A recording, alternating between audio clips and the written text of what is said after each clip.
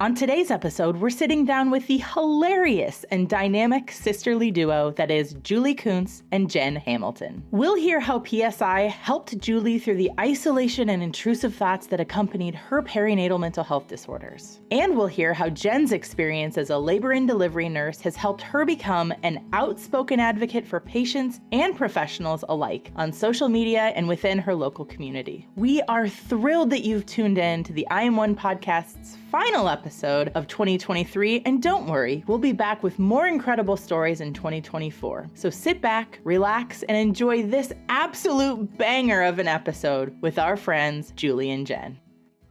The views, thoughts, and opinions expressed in the I Am One podcast are the speaker's own.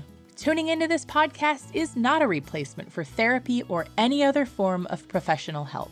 Our discussions cover personal stories of perinatal mental health disorders and may feel triggering to some listeners. Your number one priority is to take care of yourself. So if you are in need of support, please reach out to the PSI Helpline by calling or texting HELP to 1-800-944-4773 for help in English and in Spanish. At PSI, we want you to know you are not alone, you are not to blame, and with help, you will be well.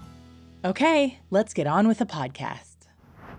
Welcome to the podcast studio, Jen and Julie. We are so excited to see both of you again. We had the pleasure of sitting down with you at the DONA International Conference in October, and it was so lovely to meet you IRL and to chat about our favorite topic, besides Emily and Jen's other favorite topic, which is chickens. But I digress. We are not talking about chickens today. We are, of course, talking about perinatal mental health and supporting folks in the perinatal period. And we're pumped that you offered to sit in the pod studio with us and chat about all the things. Normally, as all of our listeners know, we usually have one guest at a time, but we've got double the fun today.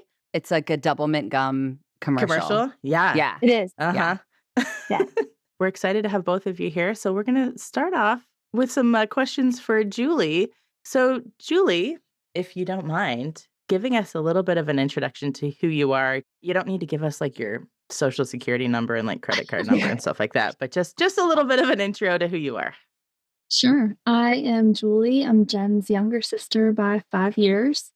I had my first and only baby in April of 2020, right when the pandemic started, and had a little bit of a rough time with postpartum anxiety and depression.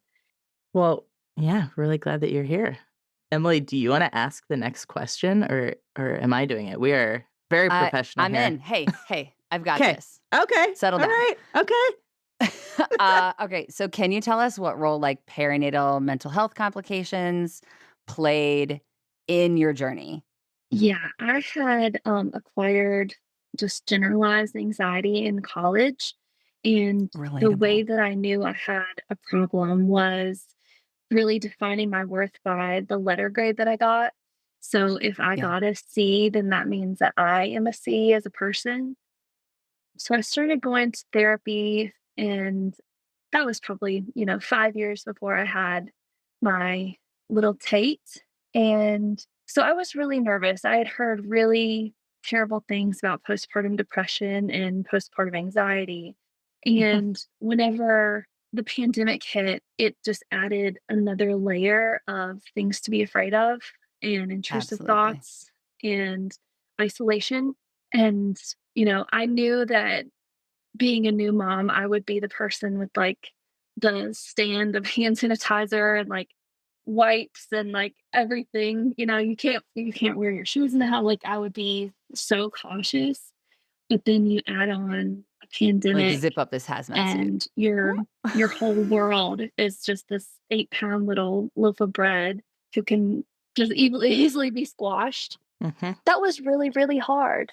And thankfully my sister was there during part of my delivery, and she was always so respectful and like overly accommodating to any of my like ridiculous requests as far as like cleanliness and sanitizing go. Oh, because you delivered in the post shutdown, right? So Yeah, we were with like about a newly month, shut down on all the things. It was a pandemic baby. Okay. Yeah. Right. Yeah. Okay. It was Right. April of 2020. And with the isolation of being a new mom, plus the isolation physically from all of the people that I care about, not having them at the hospital, not being able to have them over like for dinner and just really feeling the support around me really created like the perfect storm for anxiety and depression to brew. And it came on a lot worse than I had ever thought it would. I had never experienced intrusive thoughts before. I have always found a lot of value in being on this earth, and my mind started exploring other options. And that was Mhm. really, really scary because, like I said, this loaf of bread is the most important thing in my life. And I couldn't really understand or justify within my mind how I could be a good mom, but also have these thoughts. Like that cannot coexist. Yes. So, Mhm. with my therapist that I found about a year after I gave birth, she's really helped me through all of these challenges. I actually found her through you guys. Ooh. So, when I was giving birth, I have this obsession with Guy Fieri, Oh. and we were watching Guy's grocery games while I was delivering. Mhm. And While this you were Spanish, delivering, like it was on the TV? You're yeah. just, like, And you're like pushing pushing. and guy is like, "You have 30 more seconds!" And you're like, okay. Yeah. Yeah, my doctor, she finally said to turn the TV off because they were they were cooking and this woman had just gotten kicked off and I was like, "How is she mad? How is she confused she got kicked off? She made grilled cheese and tomato soup. Like, you're on TV. Like, do better." And so my doctor was like, "Okay, maybe we can focus here." But anyway, Chef Artie Sequeira was on there raising money for Postpartum Support International. And I had remembered that and followed you guys on Instagram. And during a really dark moment when I just really needed a flashlight, I had messaged you guys on Instagram and just said, Oh, I need help. And that was really it. And from there, I was connected wow. with someone and they found my And like therapist. And whoever's running the social at that time, I don't remember. I'm sure came in and was like, okay, here are your like here's what you do, here are the steps, here are the like access to resources. yeah, but even more than that, they didn't just give me the recipe, they helped me make it. They checked with my insurance and they made sure to find they gave me 3 options for someone who is in my area, who accepted my insurance, like, they took so many steps to make sure that I was okay. Because Mhm. whenever you're in these really dark and isolating moments and you can't really take the next right step, it's so Yeah. hard to find the oomph to actually make a call and schedule an Oh, appointment. yeah.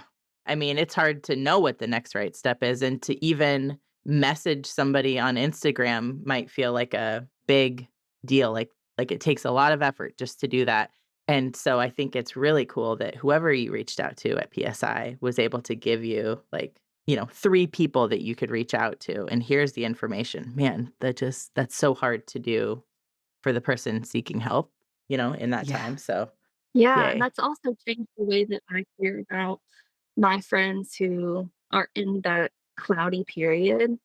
Oh, I yeah. can, Yep. you know, get Yep. their information as far as what they are looking for and take all of these hard steps for them and just say, "Here you go, and you can choose." It's hard to know what to do. So, yay. I feel like you have answered a lot of our other questions. So, well, let me back up a little bit because you just talked about your experience, but did this experience finding this therapist, did it lead to like a diagnosis? Did you do the name it to tame it as it were, where you were like, okay, this is like postpartum related or like postpartum was the added layer on perhaps like a normal general anxiety disorder, your garden variety type? Like, did they help you navigate that part of it, or was identifying it or naming it not really something that mattered to you?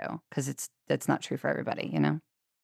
It was important that I knew that this would be over eventually, and I would be able to see my way out of the woods, and there wasn't like an official, like, extra diagnosis. It was just within the things that you already struggle with, this is an added layer that we're going to navigate.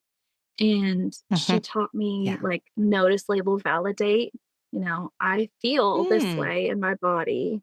I'm going to label it as, fear or anxiety or an intrusive thought. And, it's justified that I feel that way, but now let's take it and put it in its rightful place.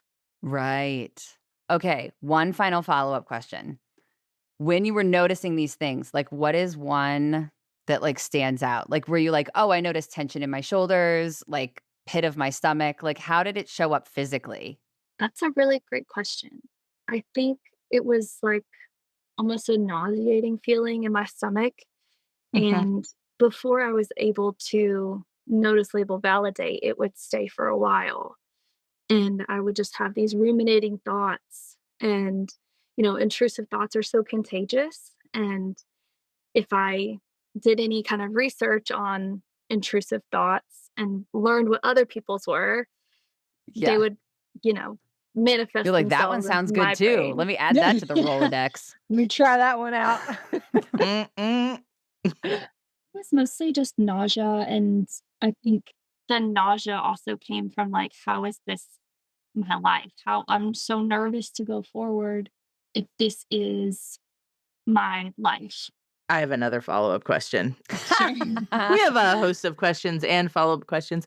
Did you tell your therapist, "I'm having these really scary thoughts"? Did it take a while for you to open up and tell somebody that you're having the scary thoughts? It did. I think, Okay. I was so excited to finally be connected with someone. And whenever you first get a new therapist, it has to feel like the right fit for the both of you. And the anxiety that was in my life at the time was, let me be as accommodating as possible. And like my biggest struggle when I first started therapy was watching the time, because I wanted to be wrapped up in a bow at the time we're supposed to end. And that was my Mm. job. And that's my responsibility to make sure she doesn't feel like I need more help, I guess, or that she has to take any extra time for me. So I was constantly thinking of, like, how can I best put this to where I'm her favorite client and I'm making her job easy. And, we had to really work on it. And so for me to be able to take those walls down of, like, imperfection, or take the walls down of trying to be perfect and trying to present as this case that's so easily solvable, then I was able to be really honest about the feelings that I was having. And I would always preface before I would tell her anything, like, please don't judge me. And she's like, Oh, it's yeah. therapy. Like, It's this is like why I'm she's here. literally heard it all, just like labor and delivery Yeah. nurses have seen it all. Like, it's like, you're about to see a vagina that looks really weird, but like therapists have heard it all, you know? Yeah. Yeah. Well, Julie, thank you for sharing so much with us. Now you can put your feet up for a couple minutes while we grill Jen. We're not going to grill her. They're not. This is not an investigation. So, Jen, without any Yes, further ado, ma'am. are you ready to get a little personal? I'm ready. Let's do it. Okay. Yes, ma'am. Okay.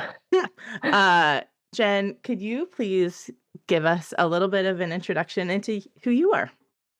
Sure. My name is Jen Hamilton. I am a labor and delivery nurse in North Carolina, and I have a lot of online buddies, to the tune of 3 million.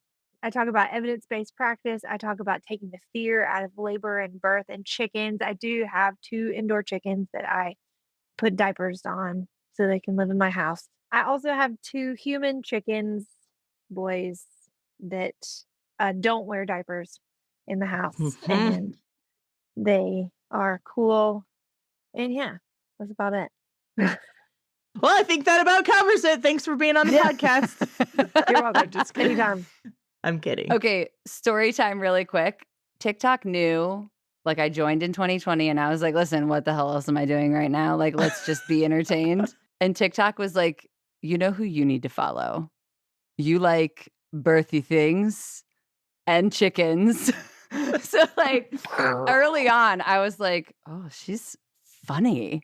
I'm into it. Thank you. And also evidence-based. Thank you. Yes. You're welcome. So, Jen, could you tell us a little bit about how perinatal mental health complications, or anything perinatal birth related, plays a role in your personal or professional life? Yeah, absolutely. So I didn't really have a good personal understanding of what perinatal mental health was like or what it could be like until I saw it in my patients and then also got to experience it with my sister. So with both of my kids, I really didn't have postpartum depression, postpartum anxiety. But I Mhm. think that me seeing it in real life in somebody that I really truly loved has made me a more empathetic and compassionate nurse and taking the extra steps that maybe I might not have having not had that experience. So for instance, in our admission checklist that we have to go through, we have all these quadrillion questions that we have to ask, like, do you know where your next Yes. meal will come from? Do you have problems with transportation? Like all of that stuff. Some of those questions are like, do you have any thoughts of hurting yourself or anyone else? And then it's kind of like a short questionnaire. But one of the questions that I add on top of that is, have you experienced postpartum depression or anxiety before, like if they've had babies before? And then I always give Mhm. the caveat that having babies can do stuff to our brains that makes us have scary thoughts or things that you never thought that you would feel or experience before. And I want you to know that Yeah. this is common, but it is not normal. And that there are so many things that we can do to make you feel better if you have that happen. So I want to go ahead and Yeah. take away the shame and guilt of feeling that way before it happens. And then I also have a Mhm. conversation with the support person in the room saying that if you see her being, overwhelmed or anxious to the point of not being able to feel like she can cope or carry on, you need to be her advocate and speaking up and getting her help. Because sometimes you, just like Julie said, like you can't even imagine doing the next thing. So oftentimes we as women will just not say anything. But if you have a support person who's really in tune to you, and you're in the way that you are, they can pick up on those subtle cues before they become really, really scary stuff. But yeah, I think that having that conversation in labor before you get to the point where you're at home, you're like, there is something wrong with me, kind of helps to take away the shame and guilt of those feelings before they happen. I really like how you just use plain language also. Like, you may have some scary thoughts that pop into your head that might feel out of the ordinary. I didn't know what intrusive thoughts were, or Yeah. postpartum anxiety, or I didn't know what OCD was, but when you say it the way that you're saying it, it's like, "Oh, okay." You're putting that on people's radar, and if it's already happening, then I have a friend who's also a nurse who said that she did not even realize that she had postpartum depression or anxiety because the intrusive thoughts Mhm. became normal. So, we can desensitize ourselves to Yeah. really scary stuff. Kind of getting to a point where those intrusive thoughts or the Mm. scary things aren't scary anymore, and we don't do anything about it because it becomes normal. Because we forget what it could feel like to feel good or feel, peace. Exactly. Which takes us back to what you just said, which is that it's common but not normal. And so like when something that is common but not normal becomes our norm, we then think, "Oh, like this is just how I operate." This is how it Just the is Right? way it now. is, yeah. Okay, what other things do you do that support folks in the perinatal period? I would argue that you could list your TikToks as evidence for sure, because I think there's a lot of valuable information there. But are there other things that you do professionally or personally that are like connected to that piece of it? Because labor and delivery is really like a specific period of time, right? Yeah. Yeah. Well, a couple years ago, I started a nonprofit called Hot Mess Express. And it's basically a group of moms who just get together and rescue other moms who are really, really struggling. So sometimes that means somebody going through postpartum, but it could also mean like, hey, I lost my partner, or hey, my child is sick, or hey, I am struggling with my mental health. And all of the things that are already overwhelming to moms, like cleaning your house and doing dishes, laundry, organization. Those things are already overwhelming to just everyone, but those things become so overwhelming that they don't get done. And so we as moms, it was just a non-judgmental group of moms. We go and we rescue those moms. So we send them out the house for a few hours, and then we have like 8 to 10 volunteer moms who come in, and we do their dishes, laundry, organize, and we just give them like a reset. So the whole thing is that we all go through those Wow. moments where we feel like we can't do it anymore. And so being able to take away that part Oh, of yeah. the overwhelming stuff that's going on can give you enough of a reset to kind of feel like you can do the next right thing. So I think that even more than just the Hot Mess Express stuff, it's just normalizing being not okay so that we have the strength and bravery to say, I'm not okay. So if anybody watches anything that I put out Yes. for any amount of time, you can see I'm a hot mess, and I will be the first to admit it. So I think that the sooner we take away this like Instagram filter mom life situation, the better, because that's not real life. I think that we collectively have to just say, I'm not okay, and that's okay. I remember when our local news station came over to Jen's house to talk about Hot Mess Express.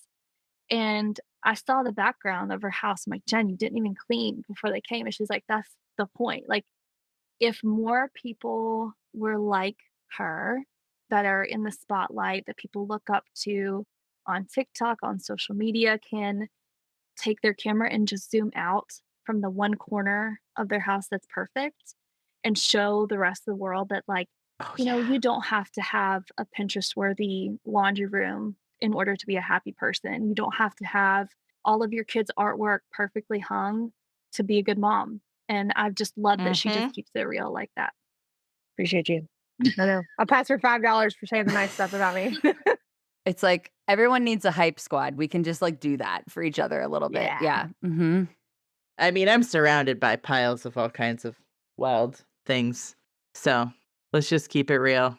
Okay. So have you, as an influencer, seen or interacted with anyone who is going through like a perinatal mental health situation?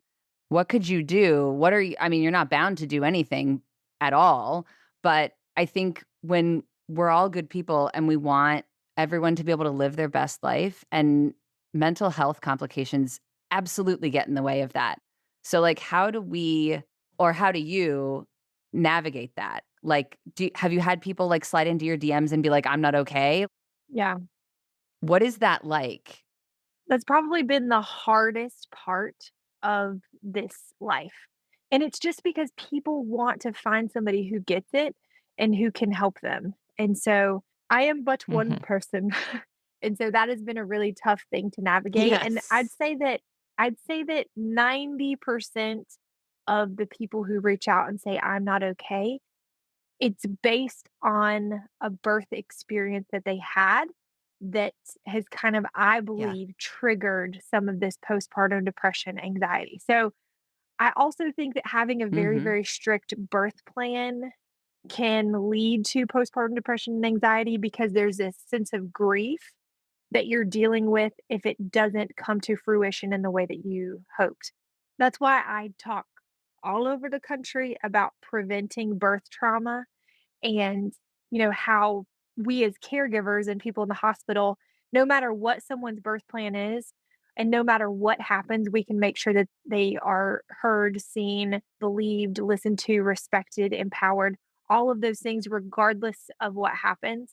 So for me personally, I've had to, in order to protect my own mental health, kind of refer people to, I have great ideas on how that they can, process their birth trauma. And I think that one of the first steps is getting clarity on what happened, because there's a lot of birth trauma stories that I consume, whether someone sends them to me or videos that I see, and they describe a very, very normal course of labor and birth.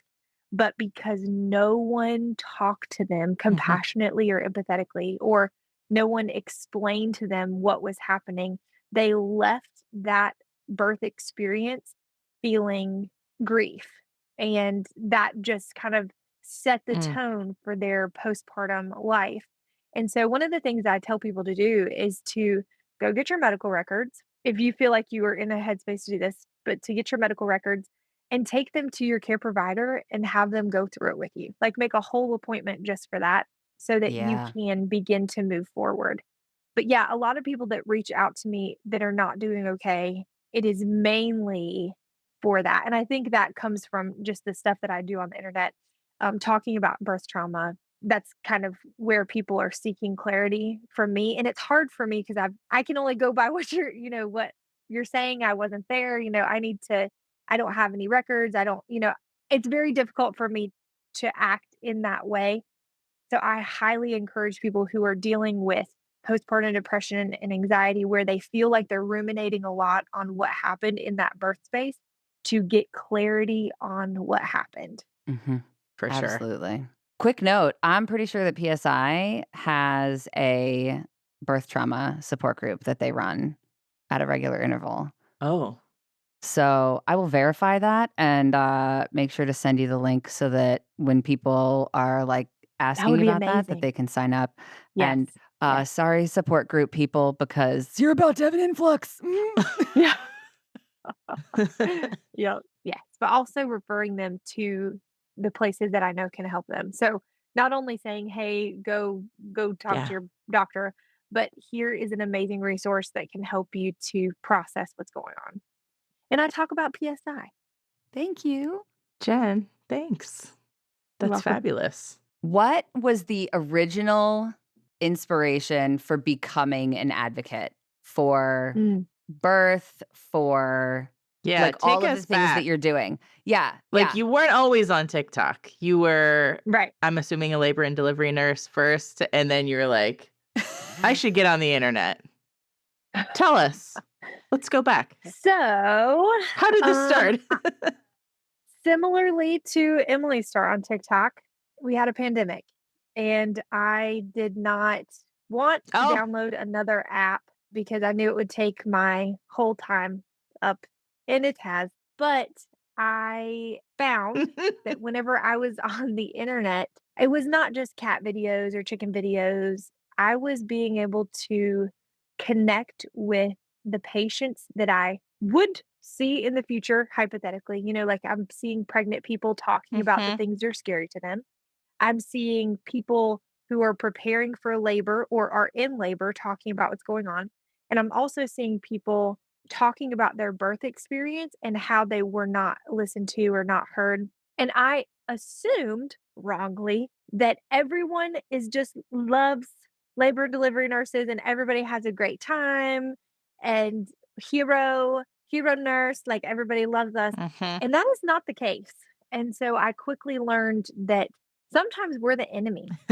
And instead of being defensive of that and being like, "Nuh-uh, we're great," I owned that. Like, yeah, you're right. There are some times that people suck.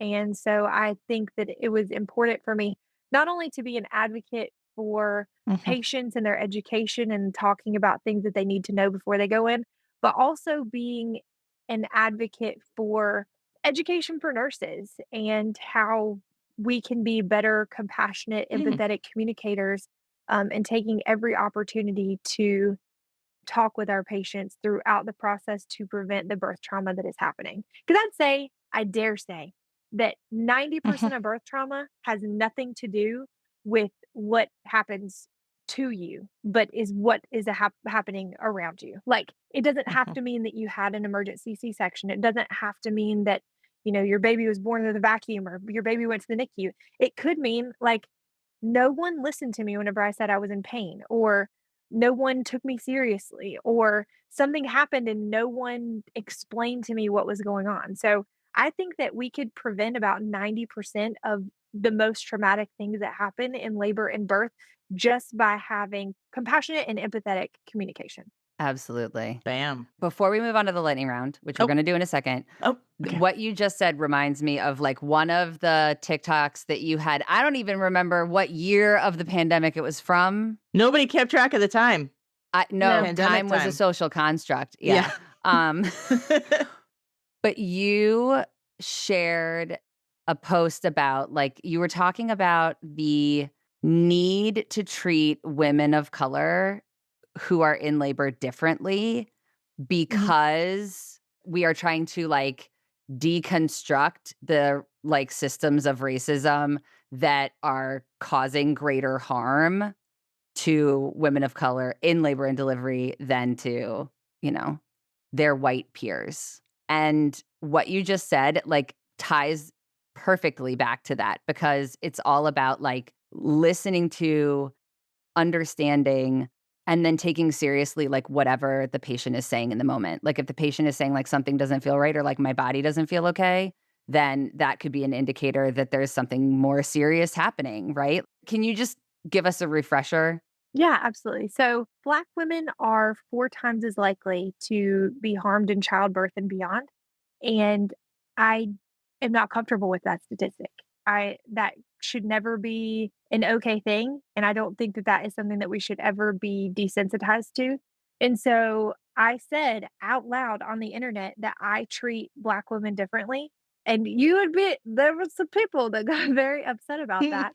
But it's the same thing that is, if I know that my patient, for whatever reason, is 4 times as likely for anything, I am going to go above and beyond to reverse that statistic as much as I possibly can. And I think that these are the women that need the most advocacy in labor. I'm not saying that I give other people less. That's not what it means. I'm just saying that it is my duty as someone who cares for them to make sure that they are heard, that they are respected, that they are listened to, that nothing is done to them, only for them, that they have autonomy over their body and their choices. And I want to be able to give that back to them because it has been taken from them for so long. Damn, I just got goosebumps. For I'm real. gonna slow clap that. I'm pretty sure that was my response to the post. I was like, I'm just here to bear witness to this that's happening. So thank you for using your platform for something like that. Like, oh, yeah. So important. Okay, ready for the lightning round? Dun, Ready. dun, dun. Okay, well, normally we just have one person. How are we going to do this? Ask the question and they both answer? Yeah, we should make them fight over who gets to answer first. Okay, we'll have like a buzzer. Sister squabble. Okay, a buzzer. Yeah. Dang. Oh, geez. Okay, I like this. This is very impromptu. I'm into it. Okay, besides this podcast, what is your favorite podcast that you'd like to recommend? Dateline. Oh. There's a Dateline podcast? Hang on a second. Just a second. We're not done with you, Jen. Hang on. Dateline, like the show in the 90s that was on at like 9 p.m. and it's like basically it's still on. It's still on. We're going to get canceled by NBC or something. I know. I'm going to cancel you for this, for not knowing. Jen! Damn it, Jen. Knock it off. I know. I'm sorry. What is it? Fine. Okay, Dateline. We'll put that in the show notes. We'll put a link to that podcast in the show notes. Perfect. Okay, Emily. Julie, go. Any other? My sister and I are very different because I like to watch TV and listen to podcasts to relax. And she likes to use it to not get murdered. Oh. Yeah. To not get murdered. That's my plan. Yeah. It's preventative. My plan for if someone tries to murder me, I have a plan. I mean, sure, we're here. Okay. Okay. If someone tries to murder me, I am going to out crazy them. Okay. So that means like Oh, okay. acting like I'm possessed or like taking off my clothes and like, I'm biting that like there's a cat around, bite it. Oh my God. I don't know. There's a cat around. I don't know how we got here. Dateline. Dateline is how we got here. No, I know. But Yeah. I mean, I asked for a podcast recommendation and all of a sudden Jen's like, here's how I'm going to survive if I'm being attacked. No Yeah. clothes, act like a cat. So bite the cat. Oh, but oh, gotcha. Okay. Thanks for clearing Okay. that up. Okay. Next question. Do you prefer a book in your ear or a book in your hand? I've tried to listen to like audiobooks as I walk, and then I just have to like rewind every 15 seconds because I zoned out. Oh, yeah. Okay. Is there sister congruence or is there sister divergence on this issue? Neither. I don't like books, which is ironic because I'm writing It's one, fine. so that's It's cool. funny. What? Wait a second. Hold on. I'm exclusive. I know it's exclusive content. Is this top secret? It's top secret, but I'll tell y'all. Okay. It's gonna be about life lessons from being around people in labor and birth. So it's like stories that I've collected over the years, taking out all of the identifying information, but keeping the essence of the story. And it's going to be called Birth Vibes, and it's talking about like the humanity part of birth. Yes, because birth is also an institution. But if you take the institution, if you take sort of the procedural stuff out, what you have is human Yeah. connection. I'm gonna quote you on that. I mean, that's a huge part of why we're doing the podcast, because we need to hear from each other. I didn't start talking about my postpartum experience with anybody in my house, with my doctor, until I heard one of my friends speaking about her experience with postpartum anxiety and depression and OCD on a podcast. And I was like, oh, okay, I think I can talk about it now. Like I saw somebody do it. You know, if somebody, oh man, I'm excited to read your book that you're working on. Yeah, that's going to be good. Yeah, because we need to hear each other's stories, you know? So, that's incredible. Yay. Okay, are you currently reading or listening to anything that you need to recommend? It doesn't have anything to do with birth. I said Dateline. No, it's so okay. I think rules are Oh, off. also, like, yeah, no, there are no rules. It does not need to be perinatal, mental health related. We've got, 3/4 of the people that have been on the pod are like murder pod fans. Like, they love listening to like true crime. So, yeah, can't do it. I know. I'm with you. High five. Yeah, I love I'm not a fiction girl. The way that my brain is wired is how can I be like the most efficient during every moment of the day? And so if I can read and it can be self-care, but also like learn something along the way. So I read a book over the summer called I Will Teach You to Be Rich. And it's all about automating your finances. And it has been such a game changer for me. And it's great. All like the mental load of having to manage as a parent it's been amazing. Next question. What is your go-to for a quick mental break? Ice cream cone from Chick-fil-A. I'm not gonna lie, I think I have an ice cream cone every day. I think that's a great idea. Ice cream This cones is are great. Judgment-free I am zone. also team ice cream. Nice. Jen, mental breaks? How do you take Mental them? breaks. It's a great question. Do I take them? Probably just. Ooh. Okay. All right. Pimple popping on the internet. How has nobody said that I'm yet? so embarrassed to me right now. If I need Julie's to not going to be relax. on the podcast anymore. She's all done. She's going to excuse herself. Is that embarrassing to you, Julie? No, it's not embarrassing. It's just like, Yeah. how can you be like this? Okay.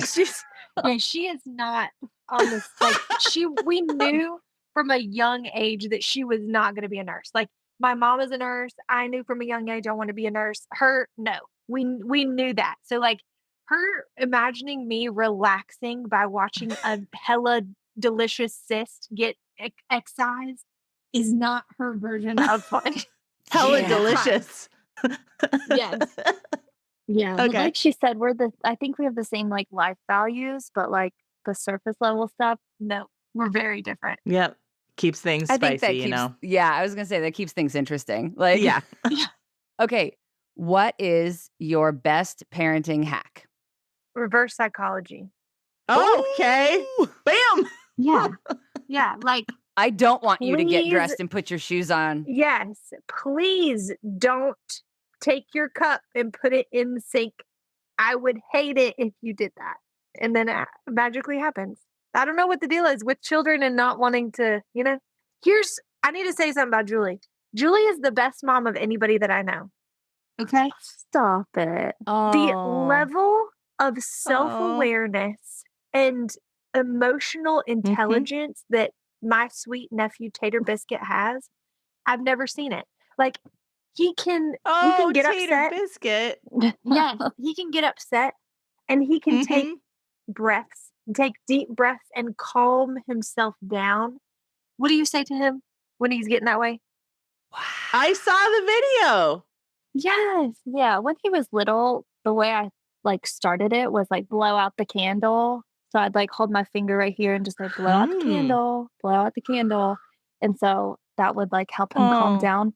But I just have a really big responsibility raising a boy into a man who knows where things are in his house and who knows how to recognize overwhelmed women and how to advocate for women and how to respect women and know that no means no. Like I am so passionate about raising my son to be not only a great husband one day, if he so chooses, but also just to be a really self-aware, emotionally intelligent human. So thank you. That's very kind. I need to have like a little Julie on my shoulder when I'm feeling heated, going, okay, Danny, blow out my fingers. So yeah, I'm going to try to remember that. That's good stuff. That's a good one. Look at that. That's such lovely sisterly love too. Danny, you have to ask your radical question. Oh, okay. Are you about ready to get radical? What is one way that you will show yourself a little radical love today? Okay, I'm not. Yes. My mind went one place, but I won't say that. All right. What do we mean by radical? Yeah. Okay. Can mean whatever you want it to mean. We're all adults here. This isn't a Okay. children's show, so. It's not. Okay. So I had somebody pick up my laundry today to do it for me. That's really good. That's radical love. Oh, huge. That is radical. Yeah. Yes. But what's funny is I'm such a people pleaser that I did not want to overwhelm her. So I already washed and dried my clothes. And then I just sent them to her to fold. A pathological people pleaser. I'm a pathological people pleaser. I need to get better at that. But I'm glad that she's going to fold my clothes. You know what? Delegating is where it's at. Yes. Congratulations. Well done, Jen. Julie, what about Are you? you going to show yourself radical love? Well, I already had my ice cream cone today. She Boom. got me a Okay. frosted lemonade also. Yeah. I have been really into the Swiss cheese model of self-care where have you ever heard of the Swiss cheese model? No. What is that? This is new. I've given a speech Go at on. work. Okay. Whoa. Yeah. Okay. All right. So if you have like 4 or 5 slices of Swiss cheese and Swiss cheese has holes in it, right? So let's say one slice of Swiss cheese represents taking a walk when you really don't want to, or feeding your body what it needs, or drinking your water, or socializing, or speaking to a therapist. All of these things combined will protect you from the stressors of life and mitigate any really disastrous effects from stress. But if I just say, well, I only need to walk today and I'm going to isolate myself and I'm not going to eat, there's holes in that. You know, there are things that are going to happen and going to penetrate the cheese. So I've been really into the Swiss cheese model of self-care. So I think what I need today is a good walk outside in addition to my ice cream cone plan. Oh, it's balance. I can't believe I just said that in one. Like, I need my ice cream cone and a walk. Yeah. Not as a punishment, but just to be outside. No. To me, walking is like it's physical. It's something that my body is doing, which sort of gives my brain a chance to process other things. Change of scenery. And when it's sunny out, like it feels like I'm not trapped in a room. Like I'm like, oh, I'm here. I'm on the earth. Like it's a little bit different than like, I don't know, hopping on the treadmill. You know what I mean? Yeah. Even if you're just going for a little stroll, like that doesn't land the same that like seeing trees or seeing a sidewalk can do. Yeah. Emily, are you ready to ask your hardest hitting question of this entire slow lightning round? Why, yes. Yes, I am. Okay, let's do it. How do you take your water? Is it filtered through coffee beans? Is it ice, no ice, bubbles, no bubbles, flavor, no flavor? I aspire to drink more water. I'm looking for inspiration. Please help. Send help. Dry. Because I don't drink water. Huh? I don't drink. I don't know. That's not true. That's a I don't know first. how I'm alive. I'll get to the end of the day and be like, man, I really don't feel good. Oh, yeah, that's true. And Brian will be like, well, how much water did you drink today? And I'll say, and he's like, you've had 3 meals today. I was like, I know. What did you have to drink with them? There was, some sort of like my chicken nuggets were juicy. That's where I get my water. So don't ask me. I am not the person to ask. But Julie, however, is well hydrated. Yeah, we will not ask you about your water. Julie? Okay, No. so Julie. Listen, I really like to romanticize my life as much as I can. So if I can find like a really pretty bottle that will get me excited for a few months, I will do that. And I'm trying to just like get rid of one cup before I add another one. But, sometimes it doesn't work that way. But if I can say, oh, look at me, and I'm walking around the neighborhood and look at my pretty cup, and I don't know, it just makes me feel like special. Cute? Yeah. So anyway, iced and water on top I'll of drink it. some water if it's in a cute cup. Nice. Exactly. Okay. I think the only other thing that I would love to ask is if folks would like to get a hold of either of you, what's the best way to do that? Email, social media. Do you not want to be contacted? That's also okay. Totally fine. Me. Yeah, you can find me on all the socials if you just type in Jen Hamilton. And my email is hello@jenhamilton.co, not .com. And I think I'm just Julie KOONTZ, but you can probably find me on Jen's page. Okay. I should figure out what my handle is actually. Great. Julie.KOONTZ. Perfect. Well, Emily, would you like to take us out? Yes. Okay. I need to tell a story. Oh, It's going to take a second. When I went to the Dona website and saw that you were going to speak, I was like, maybe she knows about PSI. And then I realized, Jen, step to the side. We want to talk to Julie. And this has been the most fun to talk to both of you and to watch you guys be sisters together. I don't have one, so kind of jelly. Yeah, my eyes watered a couple times, man. Yes. Thank you for the work that you are doing. Thank you for saying what's true and what's real. It is a gift to do it every time. So thank you for joining us today. Thanks, guys. Thank you for having us. Thanks for tuning in to the I Am One podcast. Check out today's show notes where we'll drop links to all the important things that we mentioned in this episode. Please consider sharing about I Am One on social media and following and rating our show wherever it is that you listen to podcasts. It only takes a minute of your time and, well, that'll help our collective mission of bringing resources and local support to folks worldwide. From everyone here at PSI, thanks again for listening.